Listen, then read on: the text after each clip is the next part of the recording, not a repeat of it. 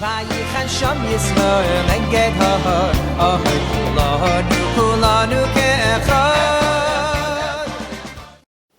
Shalom Aleichem. It's a tremendous chus to be part of this Vayichan program. Mirtz Hashem, we shall be makabel Torah this Shavuos wonderfully, and Mirtz Hashem have programs like this in the future, face to face, when HaKadosh Baruch Hu and the world allow for us to move in that direction. I wanted to share with you a question that bothers me very, very much.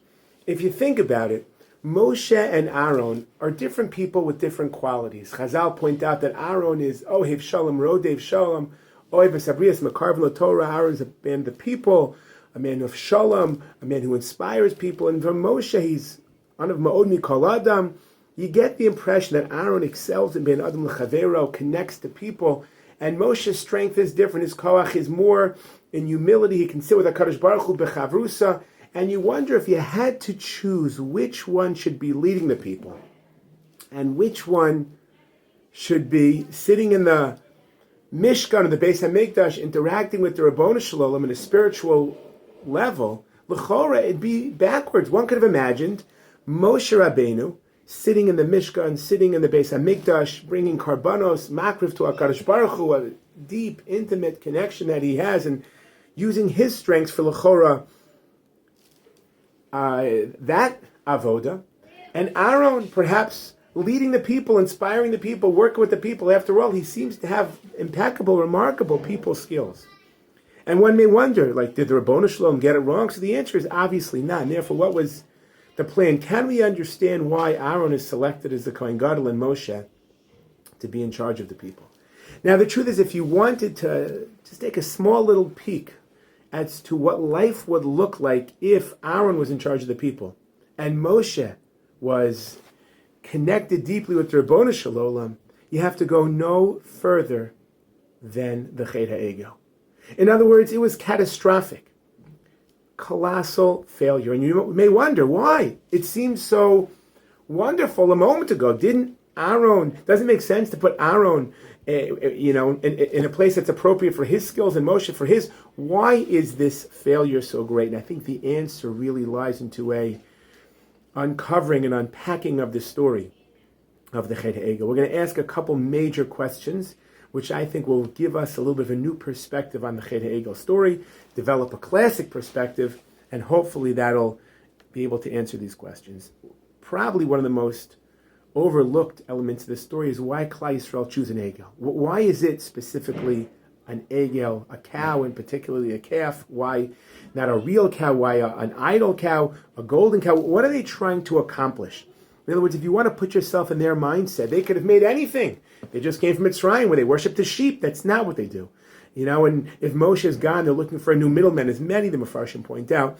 Okay, so maybe have Ahron be the right leader. In other words, choose a person. Why are you choosing an inanimate object, an angel, specifically a cow, something bovine, and why specifically a calf?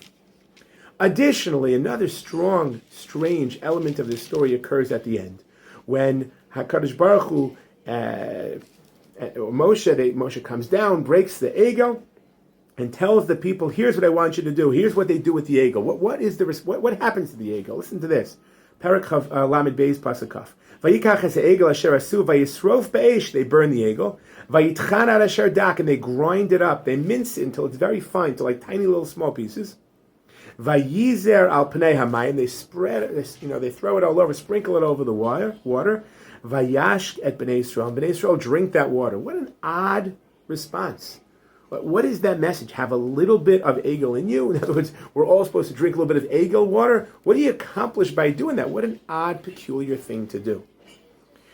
Now, the truth is, there's a lot of other questions, but I think those should give us a lot of insight as to what really is going on with the egel. Now, the standard classical wisdom is spot on.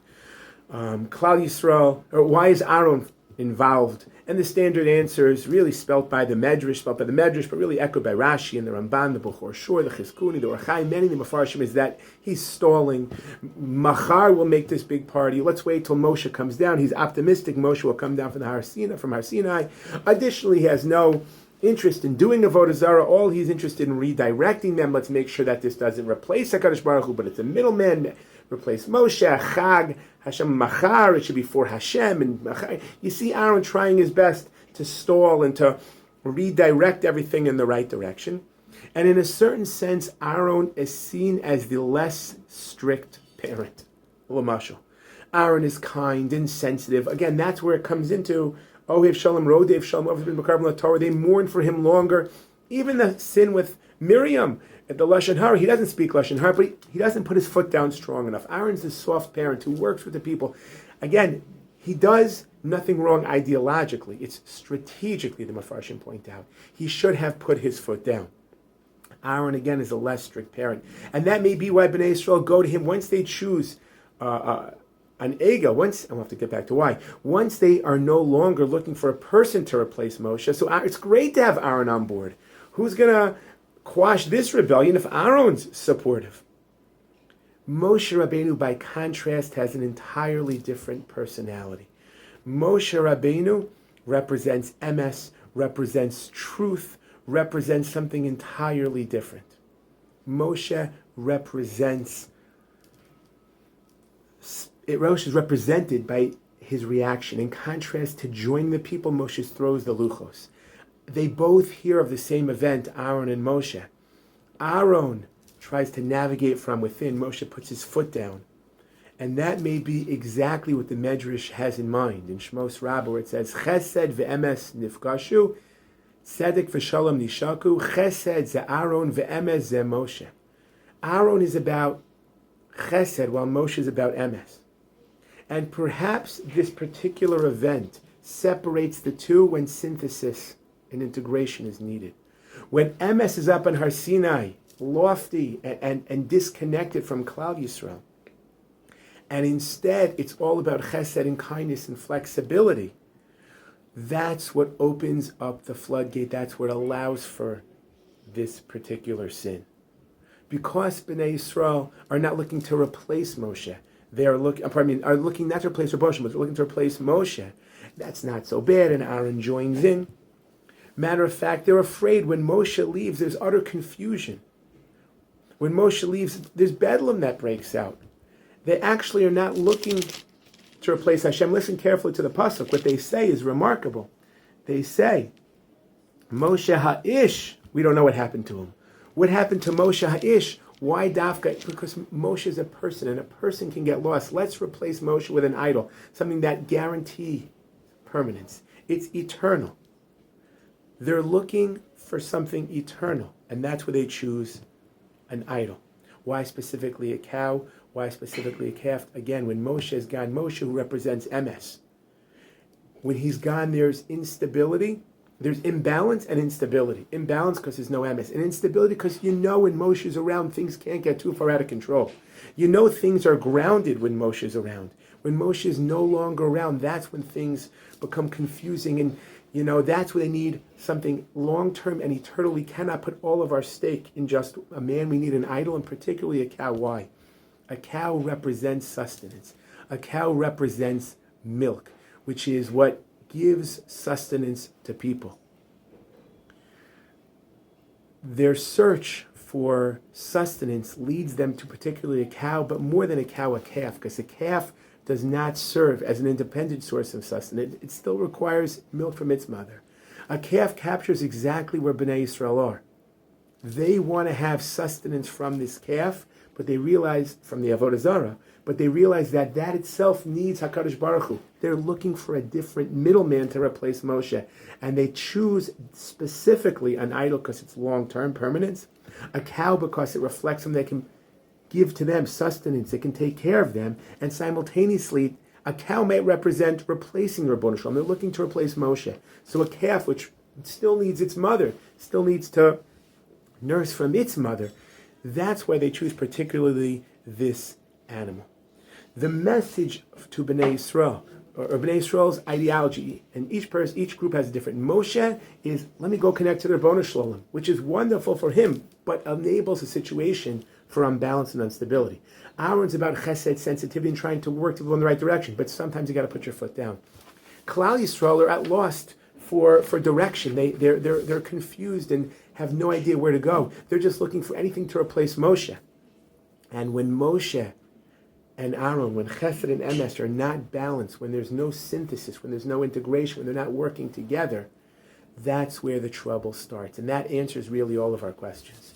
Why does Moshe get his role and Ahron his? Because he wants synthesis and balance, a healthy combination of the different midos. Why what's their plan in Nego? We answered that. That's to replace Moshe, and specifically the Nego. We pointed out, what do Klal Yisrael want? Klal Yisrael want clarity. Now it's fascinating.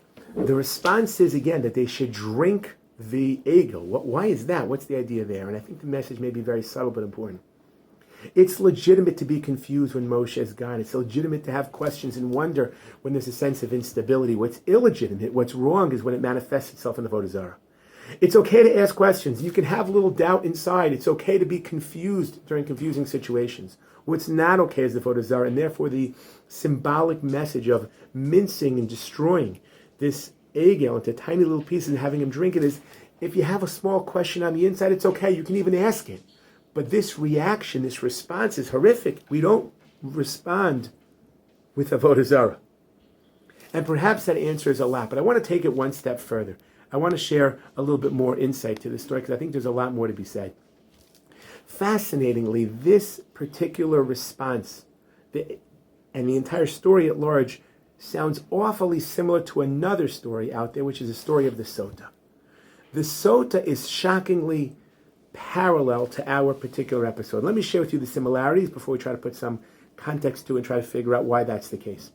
For starters, both the Sotah and Bnei Yisrael unfaithfully both the Sotah and Bnei Yisrael act extremely unfaithfully, leading to a situation where deep uncertainty is needed. The Sotah is alone with another man, secluded after she was specifically requested not to be. Yet it's unclear whether the act took place. Similarly, Bnei Yisrael have erected this ego, and again, it's unclear how bad it is because they're not looking to replace God. There's some level of confusion, but they are lost and unfaithful. Bnei Yisrael drink water as the Sotah drinks water. The Sotah drinks water with something destroyed on it. Bnei Yisrael drink water with something destroyed in it. For the Sotah, it's Hashem's name. For Bnei Yisrael, it's the remembrance of the ego. But that's remarking this. How often do you have that in Tanakh, where you have people drinking water with some type of destruction, placed into it? Only here. Both unfaithful groups are tested. The Sotah is examined by this particular water, what really was going on. And Bnei Yisrael are tested as well, where Moshe then says, Mila Hashem Elai. And that's the ultimate test. No one gets punished for the Chet HaEgel. They get punished for not doing Mila, for not coming to God with Mila Hashem Elai. Ahron doesn't get punished, Bnei Yisrael don't get punished. There's confusion. It's understandable. It's when Moshe comes down and does a Bedika, there's a test now. And that's parallel to the test of the Sotah. Hashem acts as a peacemaker between the Sotah and her husband, trying to erase himself, willing to erase his own name for the sake of Shalom. Moshe Rabbeinu as well is interested in making peace between Klal Yisrael and the Rabbanu Shalom, and he also attempts being erased. He says, Im tisach schataschem ve'in if you're not going to forgive Klal Yisrael, erase me from your book. Shocking. The similarities are just so strong. More than that, what's the punishment if you are guilty? The answer is death. That's what happens to the people who are not Mila Hashem Elai. 3,000 of them are killed. And that's what happens to the Sotah if she was in fact unfaithful. This parallel is an old parallel. It's not new. It's really commented by, noticed by. The first one to make this point is the Gemara in Sotah. Chazal said on Daf in Mesechet Yoma. Chazal Mesechet Yoma on Daf Mem Daled Amud Aleph. There the Gemara says, Vayishkat b'nei Yisrael, lo niskavein ela labot kam kisotos. This is designed to parallel the Sotah. And the million-dollar question is going to become why. Why would the Torah and Chazal reinforce this theory? It's not accidental. And that's what the Medrash points out. It's not accidental. What's pshat? Why would there be this parallel? Before I share with you my insight, my suggestion, let me share with you something else. There's a tremendous contrast as well. Not only are they parallel, but they're like opposites. Not just different, but the exact opposites. Let me share with you what I'm talking about. While for the Sotah, it's Hashem's name who's destroyed. In our story, it's Avodah Zarah's name which is destroyed. Mamish the opposite. Hashem serves as the peacemaker between in the Sotah case, allowing his name to be erased. Moshe is serving as the role model, a man versus God, but more than that, God's name is erased for the Sotah, and Moshe attempts to have his name erased. He says, "Mecheni na mesifrecha," and ultimately, that's not the plan, that's not what we do. Beyond that, the Sotah's unfaithfulness takes place in the most private of areas. It's bedafka in a secluded place. How about the story of Klal Yisrael with the Chet HaEgel? Public, in a very open place. It's a public celebratory situation. A faithlessness, the exact opposite. More than that, the Sotah is warned by her husband, don't do this. There's no real clear warning, that's going on over here. Beyond that, the Sotah's unclarities lies in her actions. Her motivations are bad, it's her actions who are not. Klal Yisrael is the opposite. Their actions are bad. It's just their motivation which requires a bedika. More than that. Unlike the Sotah waters, unlike the waters which the Sotah drinks, which are designed to investigate her previous acts, for Klal Yisrael, it's less about the previous acts and more, are you willing to throw yourself in the future?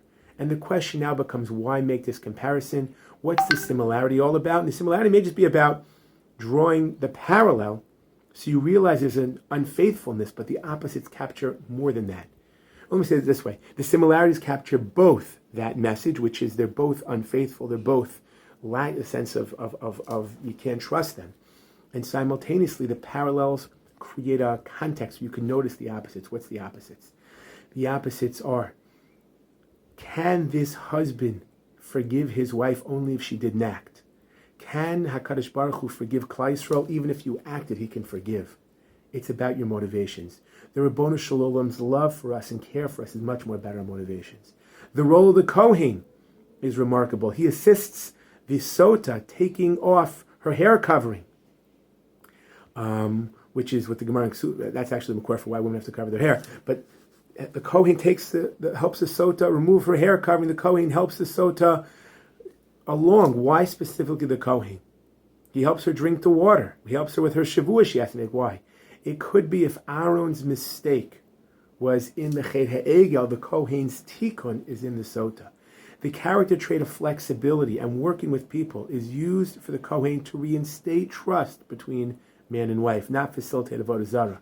Flexibility is a virtue in response to sin, not as a facilitator of it. And that perhaps maybe what's going on with this parallel to the Sotah. But I want to share with you one more remarkable parallel. And then hopefully just a little bit of hashkafic conclusion will stop. The Sefer Malachim, in Malachim Aleph, in like Parakut Aleph, there's this big, huge schism where Yeravam ben Nevat and Shlomo's son, Mechavim ben Shlomo, split in half and they make Malchus Yisrael and Malchus Yehuda. It's remarkable what Yeravam does. What does Yeravam do when he starts? He moves up north and he's afraid that the people are going to kill him and they'll go back to Yerushalayim, bring karbanos, they'll muster up loyalty towards Malchus Yehuda, and they're going to kill him and replace the Beit. So he decides what he's going to do is he's going to make these two golden calves, remarkably shockable, also going to parallel our story. And he makes these two golden calves designed for avodah zarah, and this way the Jews won't go down to the Beis HaMikdash and reunite with their brethren in Yehuda, rekindle that sense of loyalty, and he's protecting himself. But if you look, there's a remarkable amount of parallels between this story in Sefer Malachim and our story of the Chet HaEgel and Sefer Shmos. Let me list them for you as well. Most clearly, Yeravam creates golden calves designed for avodah zarah. You can't get any more similar than that. Yeravam's construction of these calves is motivated by death of a leader. He's afraid he's going to be killed. And therefore, as a replacement for something, Klal Yisrael was afraid of Moshe being killed. And therefore, as a replacement of something, replacement of the Beis HaMikdash, opposed replacement for Moshe, but as a replacement for something, you have these golden calves. That's awfully similar. In both situations, Yeravam's situation and us, it's right after Yetzias Mitzrayim. Our story is right when Klal Yisrael got out of Mitzrayim. Yeravam was in Mitzrayim until this particular episode. Remarkable. Listen to this lashon. Vayas Yeravam Chag. It sounds a lot like Chag Lashem Machar. Yeravam has a son named Nadav, so similar to Ahron, who has a son named Navdav. Both stories deal with a tension and situation amongst leadership, where Moshe and Ahron are not working together because Moshe is up in Har Sinai and Ahron's working with the people. Not the same, but in a certain sense, similar to Yeravam and Rechavim, who are also not working together. It's a story of two leaders not working together, and the Chet HaEgel is designed to wedge that gap further. What's the point of that? But before I show you the point, let me show you the opposites, because they're remarkable as well. Whereas Yeravam, who constructs 2 golden calves, Klal Yisrael and Shmos, only 1. Yeravam is part of although both calves are part of a coup and rebellious, one is designed to replace the leader as a middleman, replace Moshe. One is designed to replace the Beis HaMikdash, a building. The Chet HaEgel story is a small glitch, and we rebound from it pretty quickly. Not the story of Yeravam. That's a schism which creates a gap and split in Klal Yisrael for hundreds of years. Whereas Ahron is the leader involved, he's brought in by the people. The people cause him to help. Yeravam is not brought in by the people, he causes the people. The exact opposite to rebel. Although Bnei Yisrael and Shmos have good intentions when they build this Egel, they act wrong. Yeravam doesn't have good intentions at all. Again, the opposite. Where Ahron selflessly joins the masses to minimize fighting and trouble, Yeravam does the opposite. He's maximizing it. Whereas Bnei Yisrael are afraid that Moshe has already died, the people worrying about the leader, about a death that already occurred, Yeravam is himself worrying about himself, not the people, and he's worried about him dying in the future. There's a lot more to be said over here. Perhaps the strongest similarity is, and we'll get back to the opposite in a second, is Eila, I skipped this one, I apologize, I'm going to go back, is the pasuk says, Hine Elokecha Yisrael asher aluchem yeretz Mitzrayim. That's what it says in Sefer Malachim, identical to Eila Elokecha Yisrael asher aluchem yeretz Mitzrayim. What is the goal of these parallels? What's the goal of the opposites? What is the Navi's message? How does the Navi use Sefer Shmos' story to make its point? And the answer is, the Chet HaEgel in Sefer Shmos was an innocent mistake when there was a struggle in leadership. In Sefer Malachim, it's the exact opposite. It's the opposite story. We're intending to cause divide in leadership. One story is Ahron is trying his best to do what's right, and it's the wrong strategy. Here's a story of Yeravam, who's evil and wicked, looking to do the wrong thing. And the stories are the opposites. What's the point? The point of the Chet HaEgel story is that when Moshe and Ahron, and when people are not using their role properly, when everyone's not working in their own role, creating a sense of balance, there becomes unbalance and unrest. When there's no MS and all there is chesed, you run into the Chet HaEgel. What Shleimus is about, and what people getting together is about, and frankly, Achdus, and that's a lot what this conference and this entire day and program is about, is that not everyone has the same role. Ahron can be different from Moshe, and Moshe can be different from Ahron. And Klal Yisrael sometimes needs Moshe's MS, and sometimes needs Ahron's chesed. The goal is that we should continue learning from each other and not trying to exclusively have one midah over the other. That's the message of the Chet HaEgel. That's where the failure comes from. Klal Yisrael is at rest because there's an unbalance and unrest. The religious message, I believe, of that story, which is a prerequisite for a proper, successful Kabbalah Torah, opposed to the one where everything's split, the correct one, the Luchos Shnios are done with a sense of shleimus and together. Achdus is needed, and the way we do so is when we respect each other's strengths and work together to create a better unit, as opposed to each person using their strengths not as a team. I want you to a beautiful mashal, and I'll conclude with this. If everyone's playing different music, it sounds like noise. Unless they're playing together, it sounds like symphony. We should all be zocheh to continue days like this, playing together a symphony. And Amir Hashem, the Gula Shleim will be here, Bekarv B'Yameinu. The jant of everyone, Yasher Koach. I enjoy everyone. I wish a Chodesh Tov. And thank you very much for taking part of this wonderful program.